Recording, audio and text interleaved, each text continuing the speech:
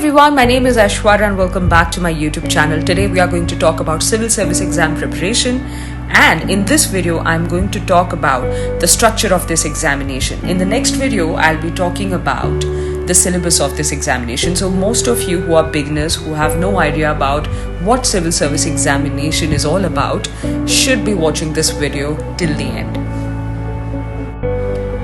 The structure of the examination looks like this. The first examination is prelims, then the second stage is the mains examination, and the final stage is the interview stage of the examination. So now we'll see the maximum age plus number of attempts given to candidates of various categories. Here you can see candidate of general category, the maximum age 32 and the number of attempts 6. For OBC, maximum age 35, number of attempts 9. For candidate of SC/ST category, maximum age 37, number of attempts till the age limit. Disabled, maximum age 42, number of attempts till the age limit. Now talking about prelims examination, there are two papers, paper 1 general studies and paper 2 CSAT. Paper 1 consists of 100 questions, 2 marks each. Paper 2 is CSAT paper, which is a qualifying paper. You need 33% marks, 80 questions, 2.5 marks each. There is negative marking in this examination, so you have to be very careful. The negative marking is of 0.33 marks.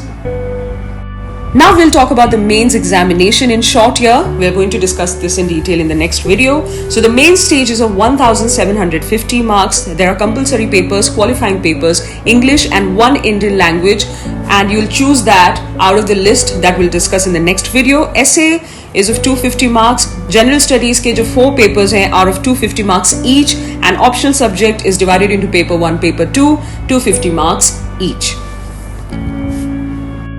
Now we'll talk about the final stage of this examination, and that is your interview, and it is of 275 marks. Here your personality will be tested, your problem solving capabilities will be tested. It's not a test of your knowledge because it has been already tested in the prelims and mains examination.